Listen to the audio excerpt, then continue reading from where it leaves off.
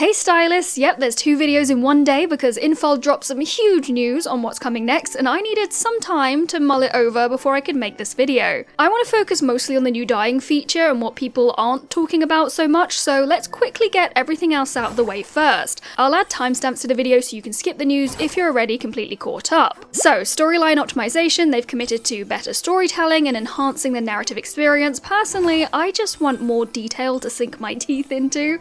Mirror crown rules, they've provided a bit more context on how scores are calculated, specifically that they haven't changed anything in the background, and in the future they're not going to just increase scores and keep increasing them as time goes on, because that would be very silly and incredibly inaccessible for new players. Though I do understand that even free-to-play players right now are having trouble with the higher stages. Hopefully over time everyone will have had a fair chance to upgrade their outfits that they have available to them, or have a chance to get higher scoring outfits with all the different labels as well. Apparently the Stardust Flare Fireworks ball gown changed labels when you evolved it. I understand why that's annoying and I'm grateful for the update, but I am absolutely nowhere near collecting the whole outfit, let alone evolving it.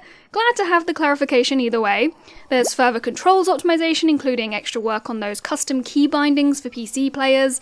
We're getting those extra outfit slots they committed to, so our total is going from 4 to 7. Don't ask me why the custom outfits aren't in order, this is their screenshot, but this is also how I found out you can rename your outfits. How did I not know that? This one's very exciting for me. They've confirmed that the scroll in the corner of the new compendium menu is a lore compendium. I was wrong. I genuinely thought that it was going to be a furniture compendium because of all the different materials. They even gave us a little example showing all the books that we've read. I hope it's not just limited to books though, because we get a lot of information from other interactables like notice boards. Actually, I'd also love it to contain a tab for non-playable characters that will update when we learn new things about them. Hopefully this is just the start of a very good thing, and I know everyone will be happy about the fact that they don't have to go around and read all the books again because we'll have a nice, neat and tidy place to find them again. So many photography updates, including being able to pose while riding a wind pedals, vertical photo modes, hiding blings and dews of inspiration, and more poses are coming. Alright, onto the dyeing feature. The highly anticipated dyeing feature, which many stylists have been eagerly waiting for, is now in the final stages of development and testing. With this new feature, stylists will have the ability to fully customize pieces by adjusting patterns, colors, and special effects. You'll be able to save, import, and share your creations. Very good news for the creatively challenged people like myself. Some of you have an eye for this kind of thing, and I am not part of that group. We've divided each piece into multiple areas to provide more flexibility, allowing dozens of customizable areas per piece. However, due to the complexity of color and pattern variations across different materials, we're still working through some development challenges and ask for your continued patience.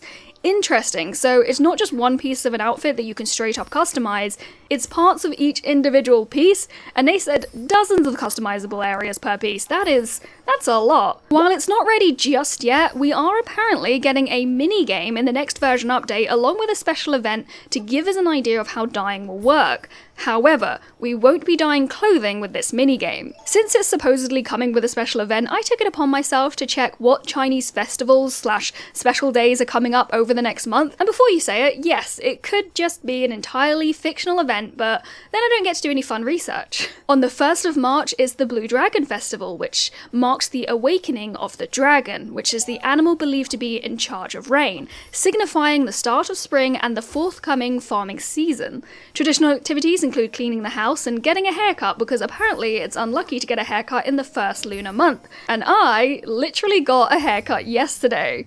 Why didn't anyone tell me? Maybe this means it will be hair dyeing though. I actually really want hair dyeing. I really hope that this is part of the dyeing feature, even if it's not the first part. The 5th of March is the day dedicated to the awakening of hibernating insects by spring thunderstorms.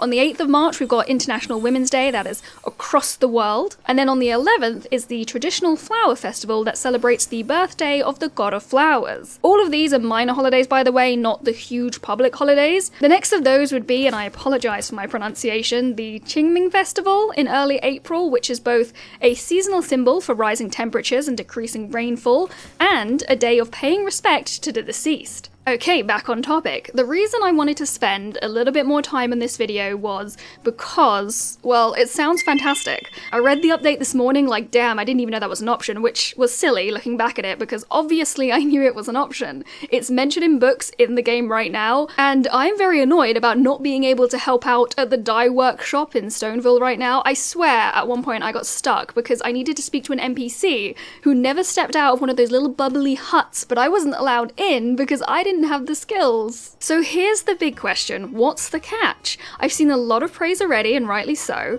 but realistically there's going to be a catch. There's no way we'll get a custom color picker and be able to adjust everything to our liking. Saying that, this screenshot did appear online this morning. Some people have said it's fake and I don't know the source, but I would suspect that is not how it's going to work. For extra context, dyeing has been a thing in Shining Nikki for a while now, and just like Infinity Nikki, they also started with their own version of outfit evolution, and then they later added in the feature to dye individual pieces. Apparently how it works over there is that they limit the color palette for dyeable pieces, but you can unlock more colors and custom colors by evolving, or their version of evolving, the outfit. So perhaps we will have to evolve our outfits to get the full dyeing options, and remember, not every piece might be able to be dyed or patterned or whatever else. Right now you can dye clothing and hair in Shining Nikki, but not makeup. Though I would hope custom makeup is added in the future in Infinity Nikki because that seems like a very good opportunity. Let me tell you, I am desperate to know what the special effects are. Will they be as complex and fancy as the effects like fireworks coming off of a ball gown?